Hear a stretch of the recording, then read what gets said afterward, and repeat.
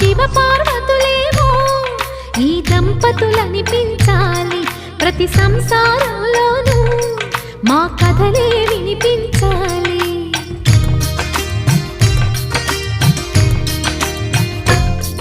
ఆ సిరిని శ్రీహరిని మా జతలో చూపించాలి, శ్రీకాంతుల కొలువంటే మా కాపురం అనిపించాలి. మా ముంగిలిలోన పున్నమి పూల వెన్నెల విరియాలి, మా చక్కని జంట చుక్కల తోట పరిపాలించాలి.